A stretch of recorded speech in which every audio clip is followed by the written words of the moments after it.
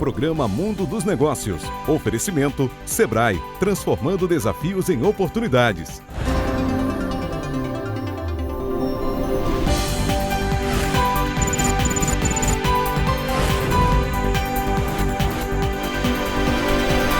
Olá, bom dia! Estamos começando agora mais um programa Mundo dos Negócios, o programa que conecta você às grandes ideias, às transformações econômicas, à inovação e às tendências que estão moldando hoje o nosso futuro.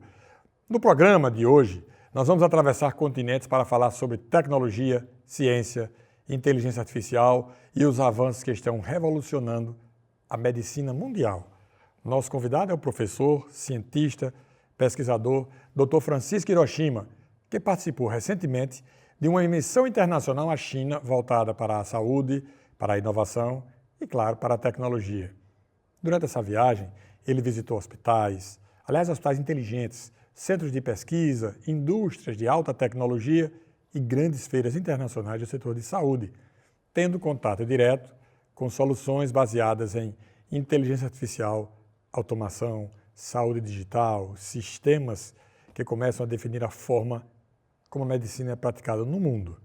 Hoje vamos entender o que a China está fazendo que impressiona o planeta, quais tecnologias estão em funcionamento, o impacto dessas mudanças na vida das pessoas e o que nós aqui no Brasil precisamos aprender para não ficar tão para trás nessa revolução tecnológica como já estamos. Dr. Hiroshima, bom dia, satisfação tê-lo conosco aqui. Bom dia, Gena, a satisfação é sempre nossa e estamos sempre à disposição para conversar sobre inovação. Toda vez que eu quero saber alguma coisa de inovação, aí eu digo, vou chamar Hiroshima porque ele sabe das coisas e ele vai trazer para cá. Eu sei que você fez uma incursão espetacular aí para a China e aí eu queria que você dissesse para a nossa audiência qual foi a principal impressão que você teve ao chegar à China e como reconheceu o nível de tecnologia, de inovação lá. A primeira coisa que a gente percebe, Gena, a gente sempre escutava falar, né, que a China está sendo uma das maiores potências em inovação do globo, e a gente sempre escuta isso.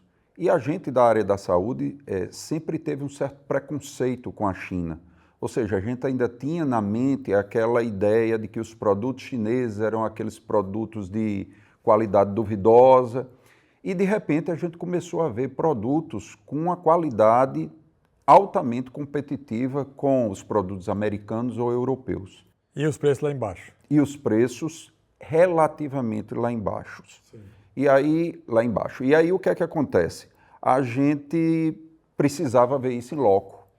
Devido à distância, muita conversa chegava com ruído aqui. Então a gente precisava ver isso em loco. E foi daí que no ano passado surgiu a ideia de nós fazermos uma missão chamada Missão Health 2026 China, e nós juntamos 8 gestores de inovação na saúde e fizemos uma agenda por Pequim e Xangai, ou Shanghai, como eles falam em Beijing. Isso com o governo, combinado com o governo dele, né?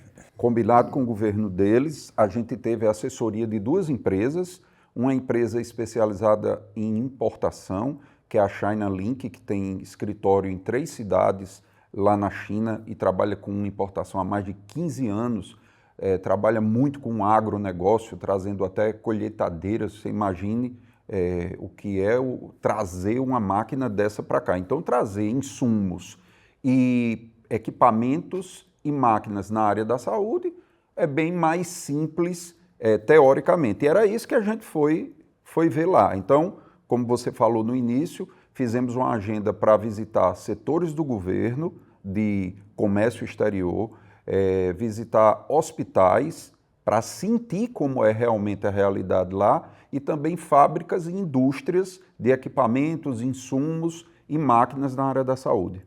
Estamos atrasados excessivamente ou não? Muito. Muito? Muito.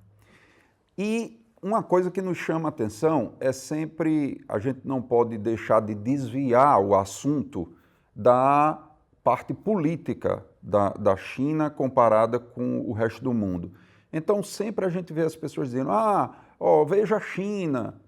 é uma coisa completamente diferente E é do sui que se generis, né? fala. Só tem desse jeito a China, Só né? tem desse jeito eles, devido à história deles, para replicar, não tem como, né? Então, assim, o que a gente viu lá, e tem um detalhe muito interessante, a gente passou por cidades muito bem desenvolvidas, as maiores cidades, né?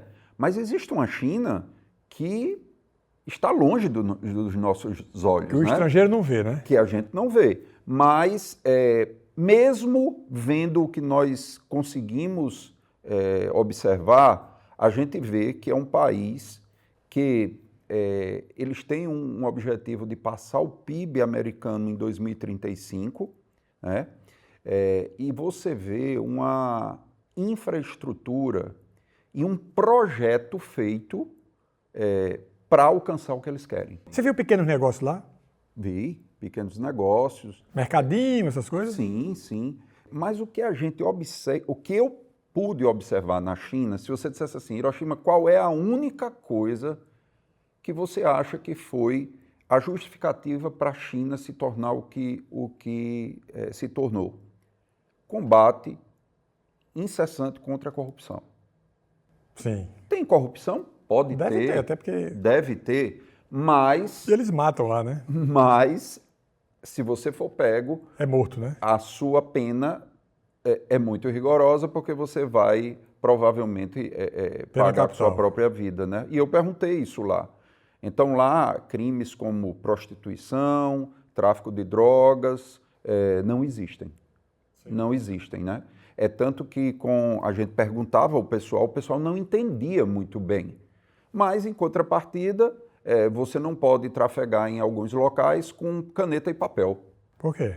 Porque eles têm medo de se fazer algum protesto e levantar. Ah, é? Ou seja, é um país altamente seguro e o que a gente... Muito vigiado, né? Total. É o país que onde o cidadão é mais vigiado no mundo. Total. Embora seja um país grande. E o que chama a atenção, Jenner, também é o sistema todo integrado. Sim. Eu estava, essa semana, numa banca de doutorado de um produto tecnológico, um software. Sim. E eu disse, lá vem mais um, né? Lá não. Lá você tem as coisas muito enxutas e você vai usar esse. Então, por exemplo, na área da saúde, eu tive a oportunidade de ser atendido num hospital lá. A sua carteira de identidade vale para você ir no hospital, vale para você fazer... É uma carteira só. Exatamente. Então, aqui é uma loucura. Tudo integrado, né? Então... Tudo digital, onde você andou? Tudo digital. Inclusive, você pega pequenos comércios, né? E eles têm lá o sistema do Alipay, né? Que é um aplicativo que o estrangeiro põe o dinheiro lá dentro desse aplicativo e você... no seu celular, ou mostra o seu QR Code para pagar, ou então escaneia o QR Code do vendedor. Isso em todo canto, em todo canto. Então, o que chamou a atenção mais foi a integração dos sistemas. Não precisa, por exemplo, se eu estou num hospital público, numa cidade, se eu for para outra, o sistema está integrado com isso, né? Pode ser que um hospital ou outro diferencie isso. Mas aqui a gente não consegue fazer isso. Não, aqui você tem empresas que são muito digitalizadas e o governo que não é digitalizado. Pois é. Você vê isso com muita frequência. Você tem que se deslocar para pegar um documento, seja ele qualquer, e é uma complicação danada. Aqui é uma burocracia enlouquecida, né? Então, para você ter uma ideia, o cidadão lá ele consegue marcar uma consulta pelo celular, ele consegue ir ao hospital no dia que ele está agendado, ele é atendido num totem, né? Que ele digita... Tudo automático. Tudo automático, ele faz o teste, os sinais vitais, tudo também automatizado, e quando ele vai para a sala do médico, todos os dados já estão lá, né? E quando o médico prescreve, ele sai para pegar a medicação no próprio hospital, na farmácia, e eu fui atendido lá, né? Passei por todo Você foi simular? Hein? Você fez uma simulação? Fiz uma simulação. Como é que realmente estava com uma epigastralgia, uma dor no estômago, leve, não era motivo de ir para o hospital. Eu digo, mas eu vou, já que eu estou aqui, eu vou... Para conhecer. Para conhecer. E o interessante é que a hierarquia profissional é muito respeitada. Sim. No hospital tem as fotos dos médicos. Interessante que eu poderia escolher um médico pouco tempo de formado, um médico intermediário ou então um médico já bem experiente. Eu tinha a opção de escolher isso. E você vê que Paga mais caro, é? Paga mais caro. E outra coisa, você vê que o que está agora, que acabou de sair, ou que é recente, ele não tem como ultrapassar o outro. O tempo e a experiência vamos dizer assim, critério. Você sentiu lá, então, um foco na meritocracia? Sim, total. Porque o Brasil, esses governos que nós temos aqui no Brasil, eles são contra a meritocracia. É impressionante. Não. Inclusive, isso é tão patente que a gente foi numa fábrica chamada United, que é uma das maiores fábricas de produção de equipamentos de imagem, tomografia, ressonância, PET scan, também eles fazem equipamentos de radioterapia. Concorrente da Philips. Isso, e da Siemens. Grande, né? E da Siemens. E aí, quando a gente foi no chão de fábrica mesmo, para ver as fábricas as máquinas sendo construídas, você via em cada etapa soldagem, montagem, um monte de etapa. A foto do profissional que estava ali, o seu índice de desempenho e se ele estava na meta ou não. Sim. Então, isso é todo o tempo monitorizado. Não estou dizendo que isso, não estou entrando no mérito da saúde mental, não estou falando disso. Eu estou falando do resultado prático do trabalho. Eu estou dizendo que o resultado advém disso, de tudo pela eficiência. É isso que a gente viu lá. Isso é muito bom. Esse programa foi pensado, quando eu chamei Hiroshima, é porque eu queria mostrar para você, que sempre está aqui assistindo, nós falamos sobre pequenos negócios ou negócios interessantes feitos aqui, é que a gente está trazendo uma experiência completamente diferente no mundo dos negócios, porque isso é negócio, é business total, e a gente quer mostrar a evolução para que nos conscientizemos e passemos a cobrar que o Brasil se modernize, que o Brasil seja capaz de evoluir também no mercado de uma forma geral. Esse é o propósito inicial. A China tem um dado muito relevante. A China, em 1990, tinha um PIB menor do que o do Brasil. Quando a China implementou esse projeto de desenvolvimento dela, no final dos anos 70, 1978, o PIB dela era o nosso era 1,6 ou 1,7 acima do deles. E hoje o PIB deles é 8 vezes, 9 vezes o nosso. É um negócio impressionante como nós ficamos parados no tempo, discutindo besteira. Uma coisa que eu analiso muito, sob o ponto de vista da política, enquanto os presidentes dos outros países, de uma forma geral, ficam falando, o manda-chuva da China lá, Xi Jinping, ele é muito silente, muito silencioso. Ele não fala, ele é definitivo. É uma coisa que você está dizendo aí, é a objetividade. Nunca vi ele falando besteira na televisão, nunca vi ele fazendo graça. É sempre sério, sempre formal e, objetivamente, os interesses do país dele, como deveria ser em todo canto. E a história dele é bem interessante, viu, Gênero? O pai dele era do Partido Comunista, o pai dele foi preso, né, na Revolução lá. Então, assim, tem toda uma história, então não é simplesmente um sistema, é uma conjuntura histórica, cultural, né, que levou a China a fazer isso. E é muito interessante você falar que lá em Xangai, como eles falam, a maior torre da China está lá em Xangai, e historicamente eles fizeram essa torre naquele local porque era uma favela no local. Sim. Isso na década de 70. Então os guias diziam, olha, ali quando eu era criança era uma favela. E quando você chega hoje, você não enxerga como teria uma favela ali. Estou me avisando aqui para a gente fazer um breve intervalo e voltamos já conversando aqui com o Dr. Hiroshima sobre essa missão de negócio que eles fizeram lá na China. Bem rapidinho.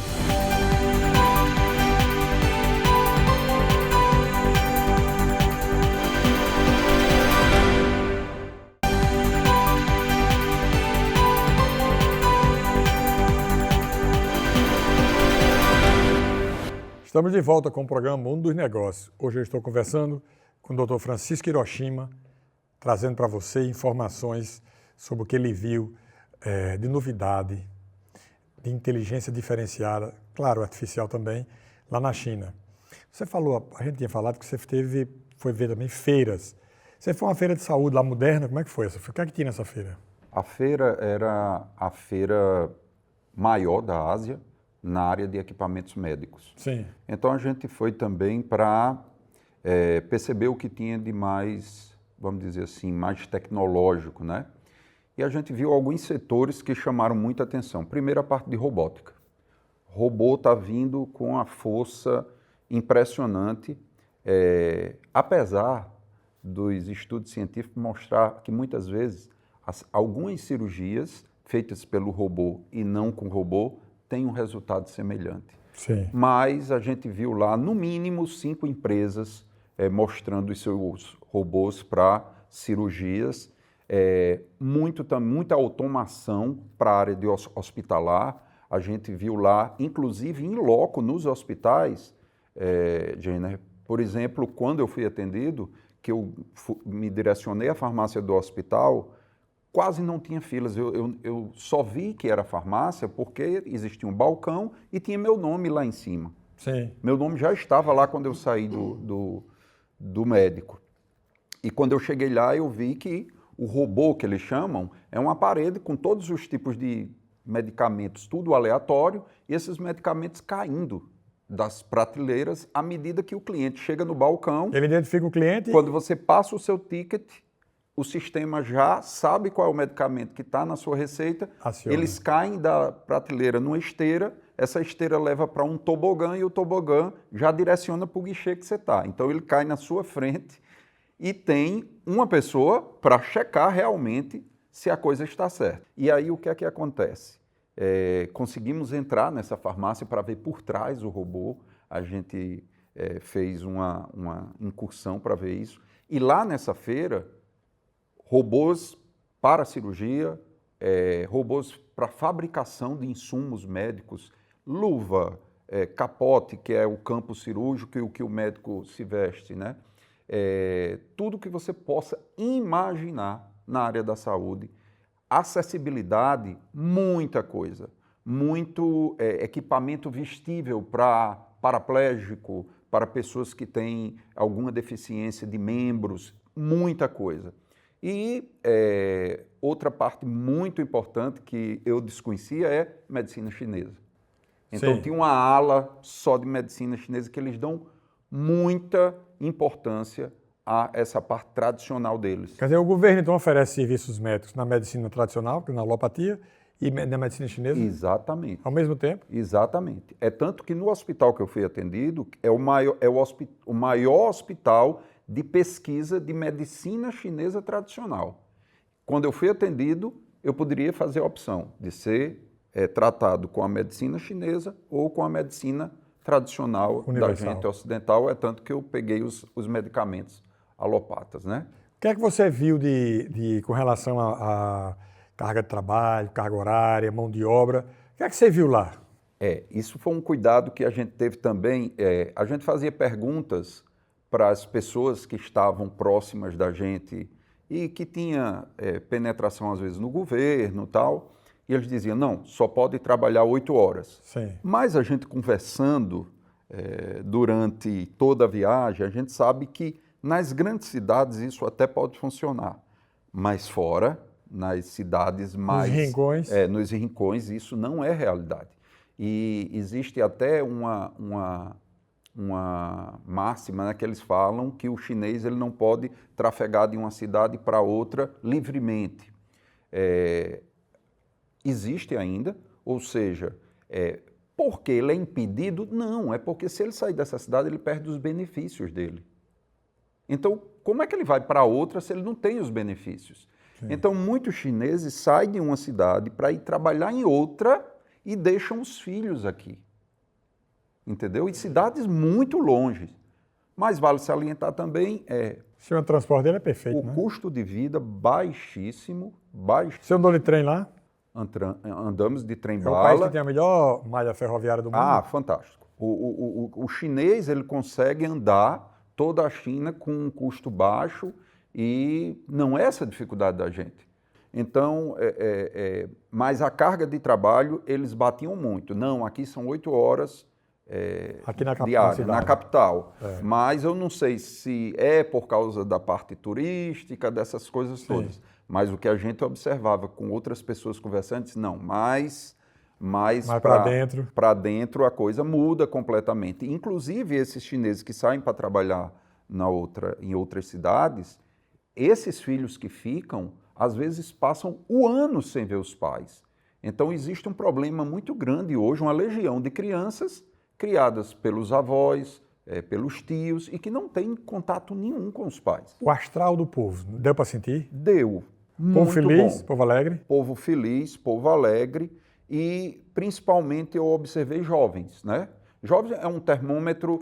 O jovem, por si só, ele é alegre, mas se você poda muito ele se revolta. Como a gente diz, ele embota, né? Mas via jovens, mas digo mais uma vez, nas cidades que são grandes metrópoles, né? Pequim é como se fosse Brasília e Xangai como fosse São Paulo, né? E outra coisa interessante, Gena, é que muita gente, a gente vê um discurso, às vezes, que é totalmente incompatível com a China. Ah, porque a China, o cidadão tem direito a tudo. De forma nenhuma. Como é no hospital? De forma nenhuma. Toda a saúde é custeada com uma porcentagem do governo e uma porcentagem do cidadão. Do paciente. Para ele valorizar, né? Para ele valorizar. Para ele valorizar. E tem outra coisa cultural. O chinês não admite ser dado uma coisa para ele. Isso é depreciativo para ele. É tanto que você não dá gorjeta. Ele não aceita gorjeta. Você está entendendo? Então, assim, eu perguntei lá, como é aqui a saúde? Ele disse, depende do seu vínculo empregatício. Se é federal, estadual, municipal, ou se você paga, você pode pagar de forma autônoma. Mas mesmo você tendo direito à saúde, você vai pagar uma coparticipação. Ou seja, não é você chegar no hospital e ser atendido de graça. Você é responsável também pelaquela prestação de serviço. Porque aqui, muitas vezes, como é gratuito, as pessoas não valorizam, né? Isso. Você viu pequenos negócios na rua, shopping center, o que é que você viu? Muito. E outra coisa muito interessante é que eu falei para você e para quem está nos ouvindo, o que a gente compra da China, a China vende para a gente, não vende para eles. Sim. Tá dando para entender? Claro. Aquilo é para turista. O chinês gosta do que é bom, do que é sofisticado, do que é tecnológico. É tanto que... Eles são os clientes das maiores grifes do mundo. Isso. Quando a gente anda, se escuta isso. Então, assim, os carros, né, da Xiaomi, ou Xiaomi, como eles chamam, e Huawei, ou, né, do jeito que pronuncia lá, esses carros deixou de ser uma coisa chinesa para ser uma marca altamente competitiva com qualquer marca. Tecnológico, todos eles, né? Alta tecnologia e alto luxo.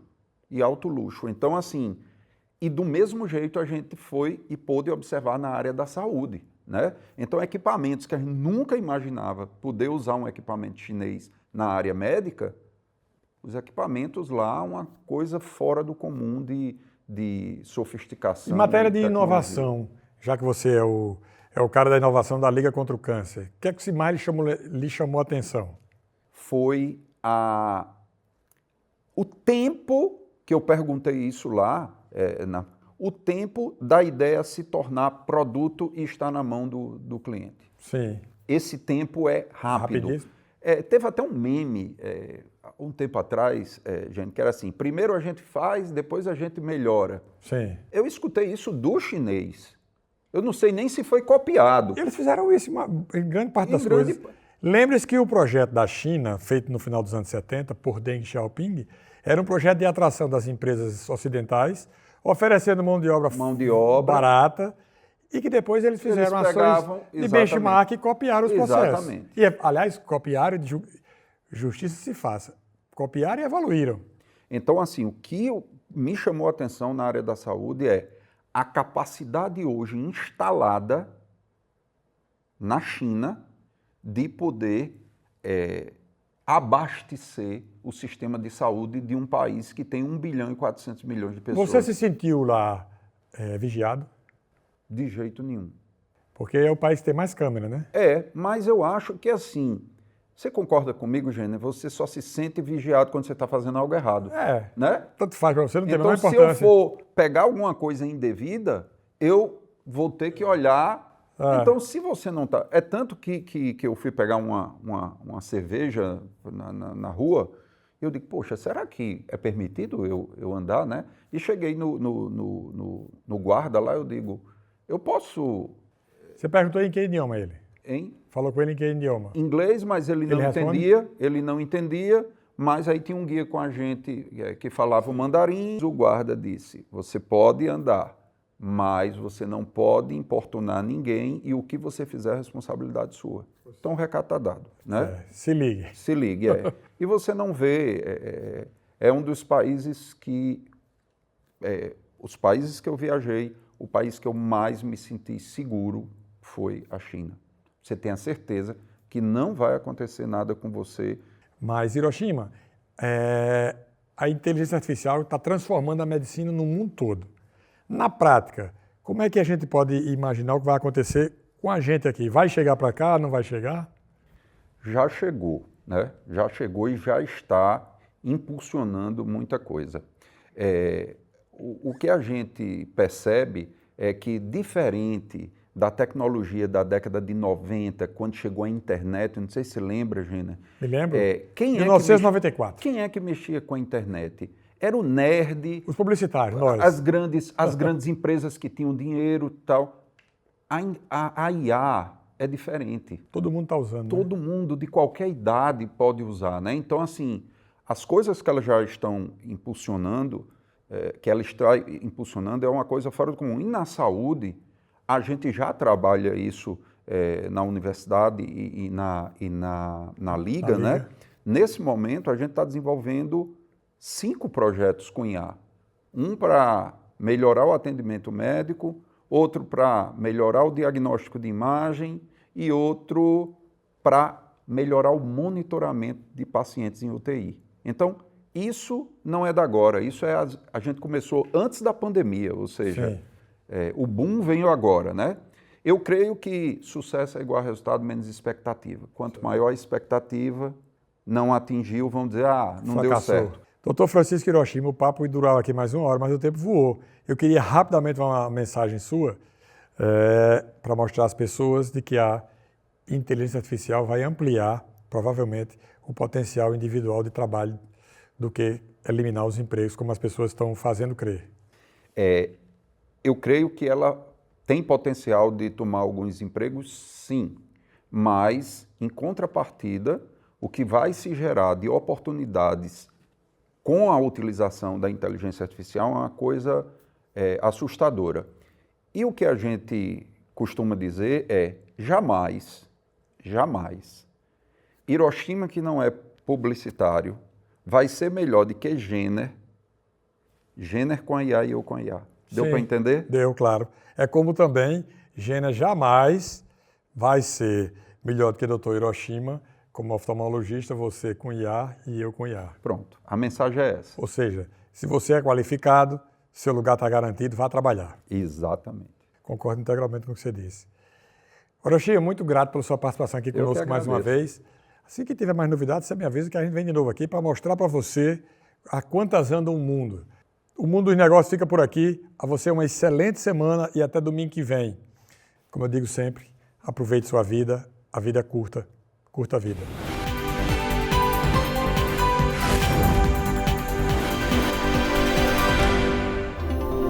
Programa Mundo dos Negócios. Oferecimento Sebrae, transformando desafios em oportunidades.